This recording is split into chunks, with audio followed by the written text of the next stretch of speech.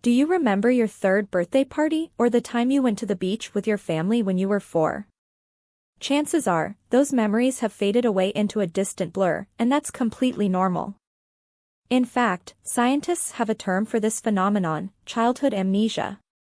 Childhood amnesia refers to the inability to recall memories from early childhood, typically from birth to around 3 years old. But have you ever wondered when childhood amnesia starts and why it happens? Well, researchers Patricia J. Bauer and Marina Larkina did too, and their study provides some interesting insights into this curious aspect of memory. The study investigated how childhood amnesia relates to maternal narrative style, which refers to the way mothers talk to their children and tell them stories about their lives. The researchers studied children and their mothers who discussed unique events when the children were 3 years old. The children were then tested for recall of these events at different ages, ranging from 5 to 9 years old. What the researchers found was fascinating. Children aged 5, 6, and 7 remembered 60% or more of the early life events, while children aged 8 and 9 remembered fewer than 40% of them. This suggests that childhood amnesia starts around the age of 8 and becomes more prevalent as children get older. Maternal narrative style also played a role in the study.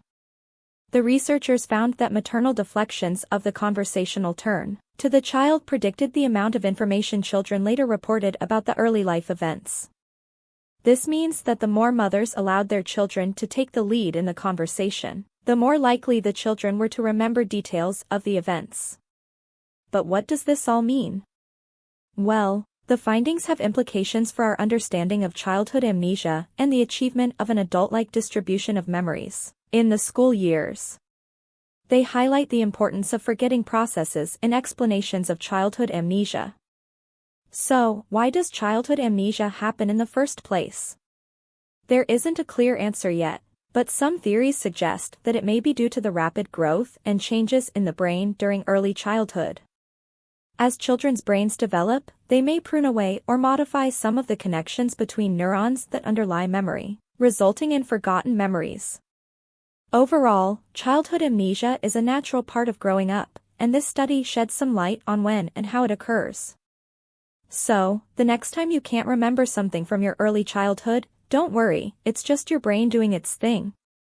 And if you're a parent, maybe try letting your child take the lead in conversations about their early memories. Who knows? It might help them remember more. In a new study published in the journal Science, researchers have uncovered how sunflowers track the movement of the sun throughout the day. While it has long been known that sunflowers face east in the morning and follow the sun as it moves westward during the day, the underlying mechanism has remained a mystery until now. The research team, led by Dr. Helianthus, found that sunflowers use a biological clock located in their stems to regulate the growth rate of their stems, allowing them to turn their heads toward the sun as it moves across the sky. The clock, which operates in a similar way to the one that governs the sleep-wake cycle in humans, uses the plant hormone auxin to trigger growth in the stem on one side while inhibiting growth on the other side. The researchers also discovered that sunflowers adjust the timing of their stem growth based on the length of the day.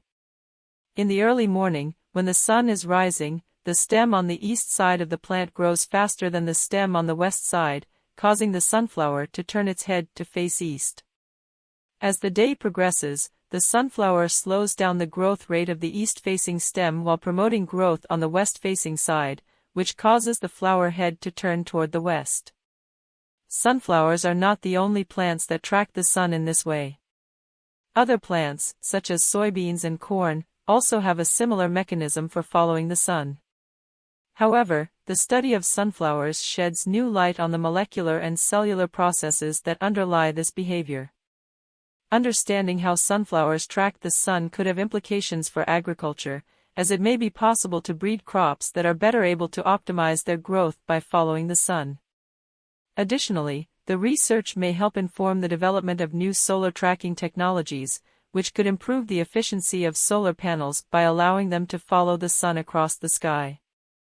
In conclusion, this new study sheds light on how sunflowers are able to track the sun and adjust their growth patterns accordingly.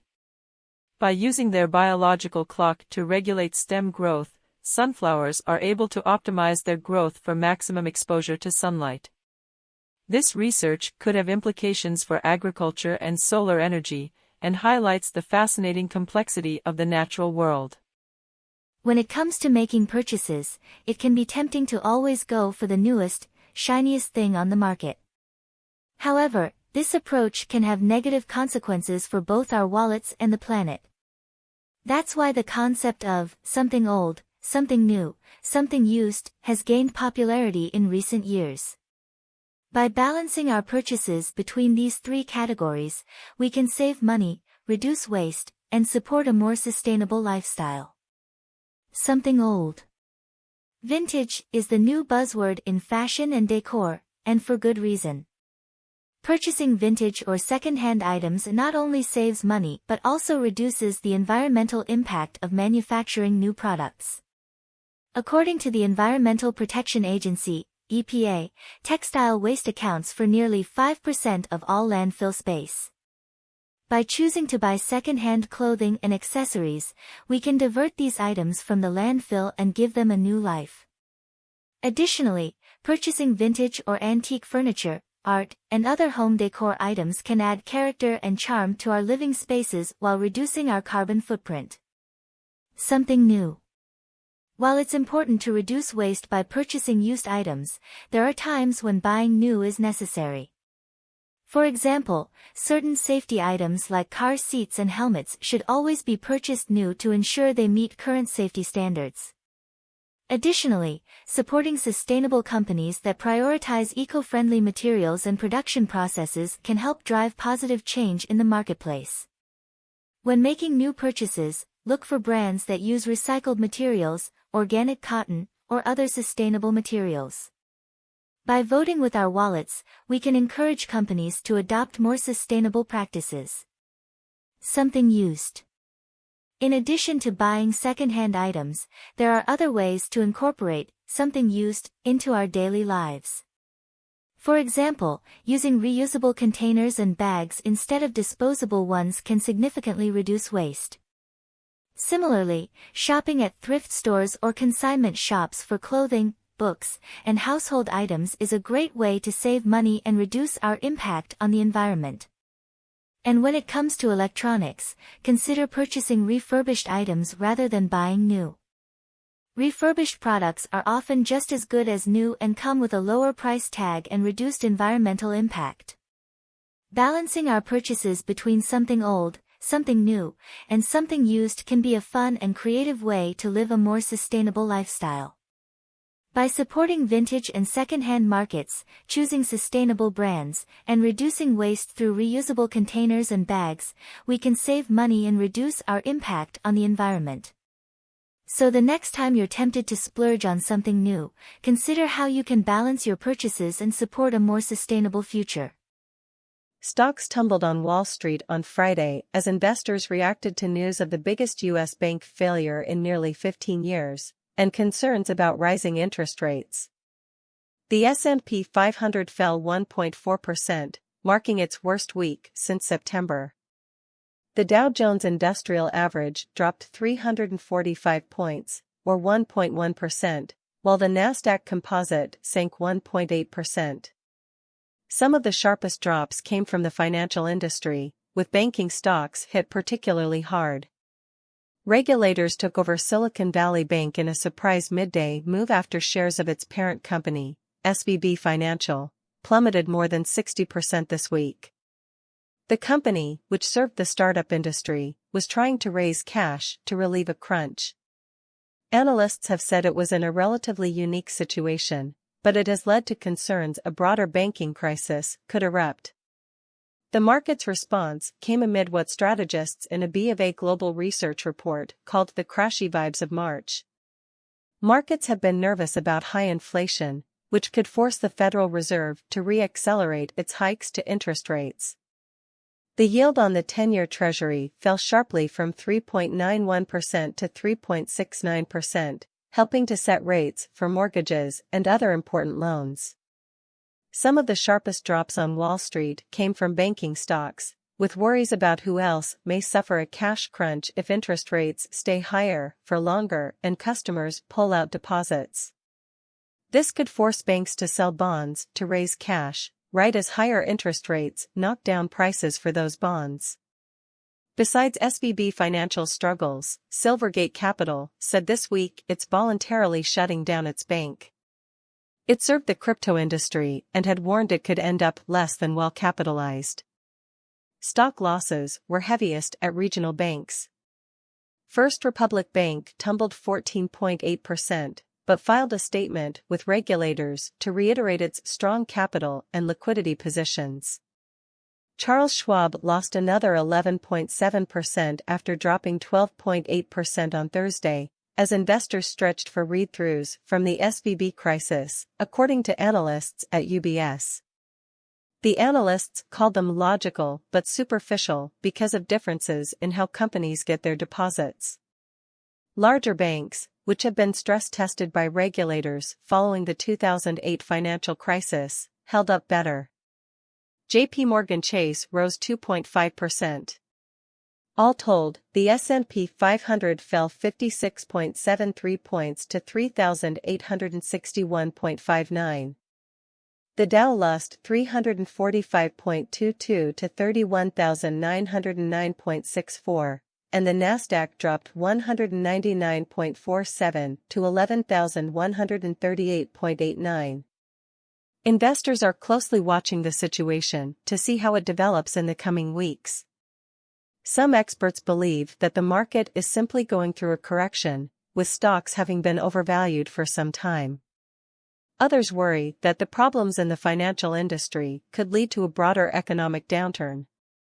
It's important to remember that the stock market is inherently unpredictable and subject to fluctuations based on a wide range of factors. While Friday's tumble was significant, it's important not to overreact or make hasty decisions based on short-term market movements. Instead, investors should take a long-term approach to investing and focus on building a diversified portfolio that can weather market volatility. In conclusion, the recent stock market tumble on Wall Street has been driven by concerns about rising interest rates and the fallout from the biggest U.S. bank failure in nearly 15 years. While the market's response has been significant, it's important to remain calm and focused on long-term investment strategies. As always, investing carries risk, and it's important to consult with a financial advisor before making any major investment decisions. Researchers have mapped the connectome of an entire insect brain, specifically a Drosophila larva, to better understand the brain's function. The team, led by Michael Winding, found that multisensory and interhemispheric integration were pervasive, meaning that the insect brain was able to combine information from multiple sources and use both hemispheres of the brain to process it. The architecture was highly recurrent, with abundant feedback from descending neurons, and multiple novel circuit motifs were identified. Interestingly, some of the structural features resembled state-of-the-art deep learning architectures, including multi-layer shortcuts and nested recurrent loops. The study of the insect brain is fascinating because, despite its small size, it is able to perform complex tasks such as learning, value computation, and action selection.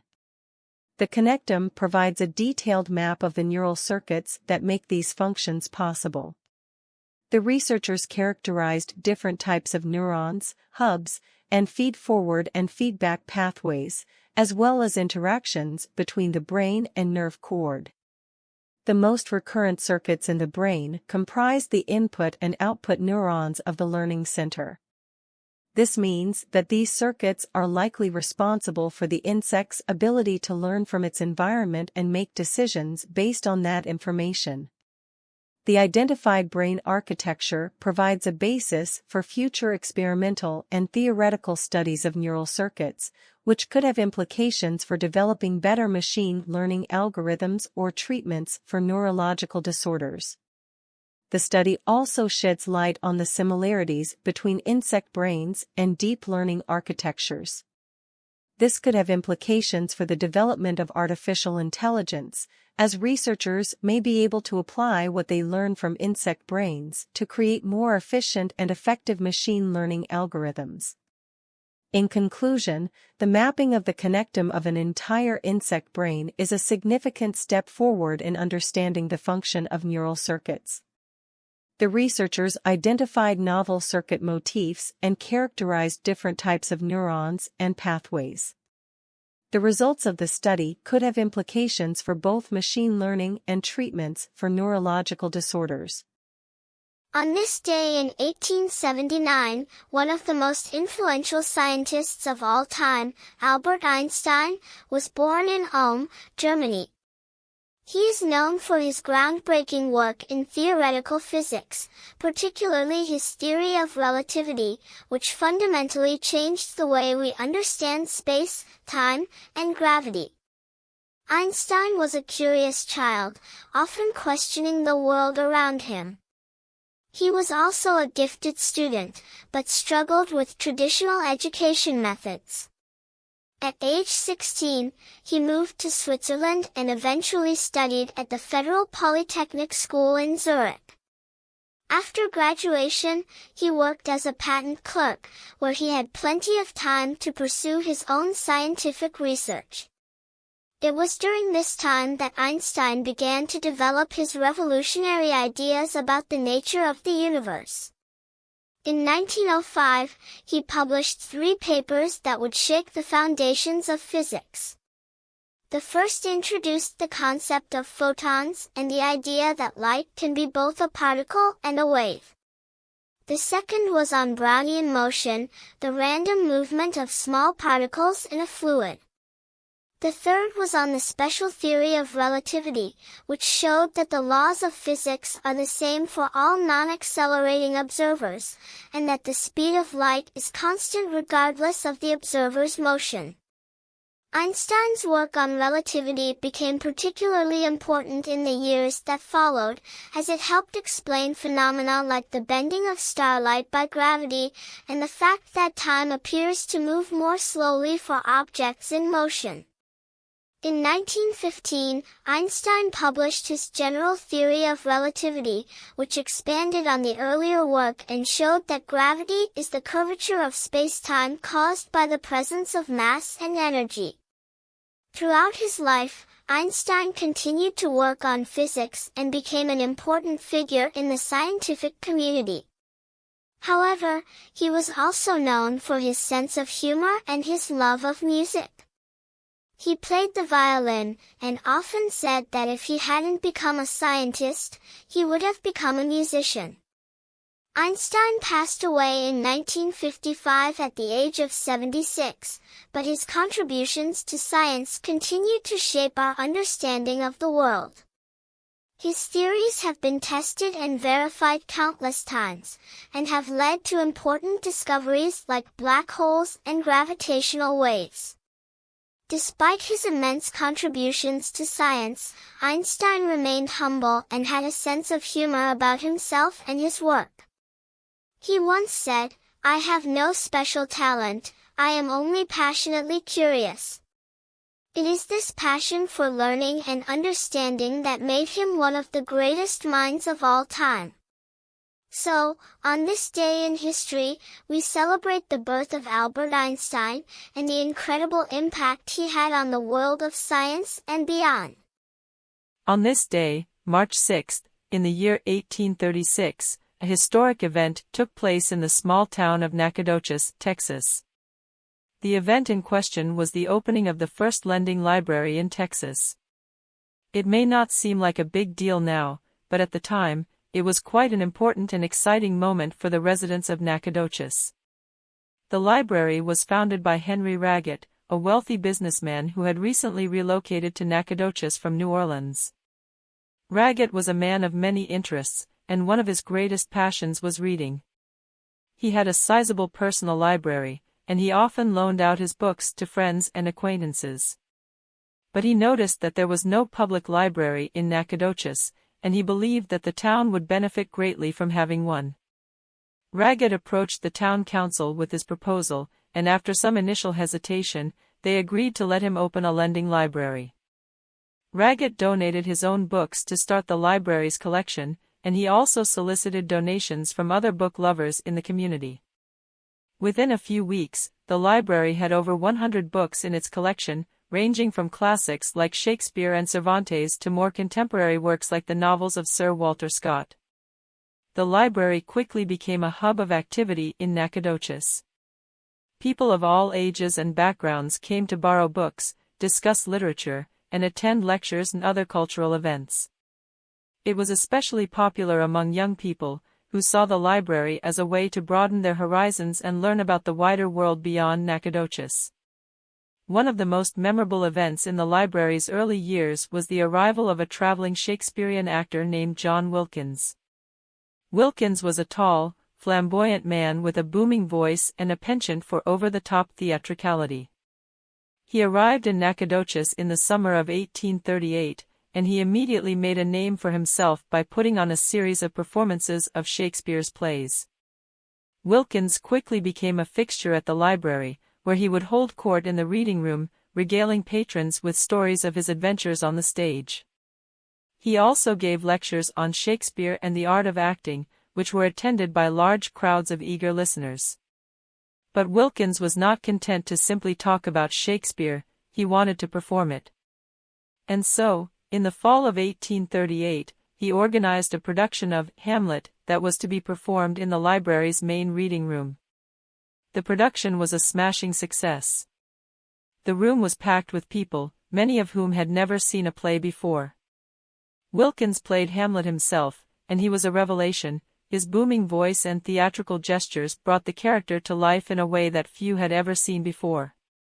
The library was transformed into a makeshift theater, with chairs and benches arranged in rows to accommodate the audience.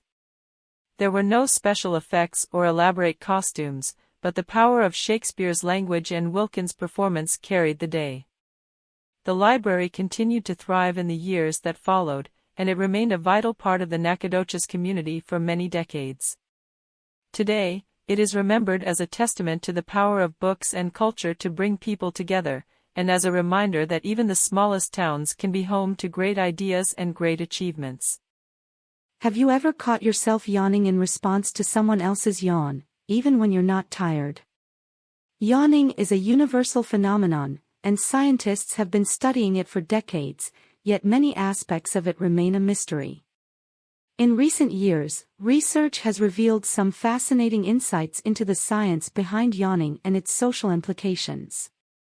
Yawning is a reflexive act that involves inhaling deeply and exhaling audibly. It's often associated with tiredness or boredom, but people also yawn in response to stress, anxiety, and other emotions. Despite its widespread occurrence, the exact purpose of yawning is still not entirely clear. One theory suggests that yawning helps to regulate brain temperature. When we're tired or bored, our brain activity slows down, and yawning increases blood flow to the brain, cooling it down and increasing its oxygen supply. This theory is supported by studies showing that people yawn less frequently in cool temperatures and more frequently in warmer temperatures. Another theory proposes that yawning helps to synchronize our sleep-wake cycles. When we yawn, we stretch our jaw muscles, which in turn stimulates the trigeminal nerve in our face. This nerve is connected to the part of the brain that controls our circadian rhythms, which regulate our sleep and wakefulness. By yawning, we may be resetting our internal clock and promoting alertness. Yawning also has social implications. It's been observed that yawning is contagious, meaning that when one person yawns, others around them are more likely to yawn as well. This phenomenon is called contagious yawning, and it's been observed in many species, including humans, chimpanzees, and dogs. Contagious yawning is thought to be a form of empathy. When we see someone else yawning, our brains automatically mimic the action, activating the same neural pathways that are involved in actual yawning. This suggests that contagious yawning is a subconscious way of expressing empathy and bonding with others. Interestingly, contagious yawning is not universal. Some people are more susceptible to it than others, and studies have found that it's more common among people who score high on tests of empathy and social awareness. People with autism, who often struggle with social interaction, are less likely to yawn contagiously. The social implications of yawning extend beyond empathy and bonding. Yawning can also signal boredom, disinterest, or even disrespect. In some cultures, yawning in public is considered rude or offensive, while in others, it's seen as a sign of relaxation and comfort. Understanding these cultural differences can be important for navigating social situations and avoiding misunderstandings. In conclusion, yawning is a fascinating phenomenon that has puzzled scientists and intrigued the public for centuries. While much remains unknown about its exact purpose and mechanisms, recent research has shed light on the role of yawning in regulating brain temperature, synchronizing sleep-wake cycles, and promoting empathy and social bonding. By understanding the science behind yawning and its social implications, we can gain a deeper appreciation for this ubiquitous and intriguing behavior. Lululemon is a fitness brand that has taken the world by storm. Lululemon has made a name for itself in the industry for their high-quality workout clothes and trendy designs. Lululemon's connection to lemons, on the other hand, may be less well known. In this article, we'll look at the connection between Lululemon, lemons, and love. Let us begin with lemons. These bright, citrusy fruits can be used for more than just flavoring water or baking lemon bars. Lemons are high in antioxidants and vitamin C, and their juice has been used for everything from skin care to cleaning. Plus, lemons just seem cheerful. Their cheerful yellow color brightens up any space. Now for the exciting part, how Lululemon and lemons are related. The first link is in their logos. Lululemon's logo is a stylized \A that resembles a lemon. Some people even call the logo / the lemon logo / this connection was not intended, but it is a fun coincidence nonetheless. Another link between Lululemon and lemons is their shared emphasis on healthy living. The mission of Lululemon is to / create components for people to live longer, healthier, more enjoyable lives. / lemons are an obvious choice for this mission because they are a nutritious and refreshing addition to any diet. For a natural energy boost, lemon juice can also be added to water or tea. What about love though? What role do lemons play in the world of love and relationships? To begin with, lemons can be a romantic gift. Consider a lovely bouquet of flowers with a few bright yellow lemons tucked in for a splash of color. It's unexpected and playful while still demonstrating that you care. In addition, if you're looking for a fun and healthy date idea, make lemon bars together. Baking brings people together, and lemon bars are a crowd pleaser. We can't talk about lemons without bringing up the Lemons Law. This law is intended to protect consumers who buy a defective product that is still under warranty, such as a car. If the car continues to have problems after multiple attempts at repair, the consumer is entitled to a refund or replacement under the Lemon Law. While the Lemon Law may not be the most romantic link between lemons and love, it is an intriguing one. Finally, consider lemons in water. This is a long-standing trend, but it's worth mentioning again. A few slices of lemon in your water not only adds flavor, but it also has health benefits. Lemon water can help with digestion, your immune system, and even weight loss. It's also an excellent way to stay hydrated throughout the day. Finally, while Lululemon, lemons, and love may appear to be an unlikely trio, they actually have a lot in common. All three are concerned with promoting healthy living and bringing happiness into people's lives. So, the next time you sip lemon water after a workout in your Lululemon leggings, remember that you're part of a tart and tangy trio dedicated to living your best life.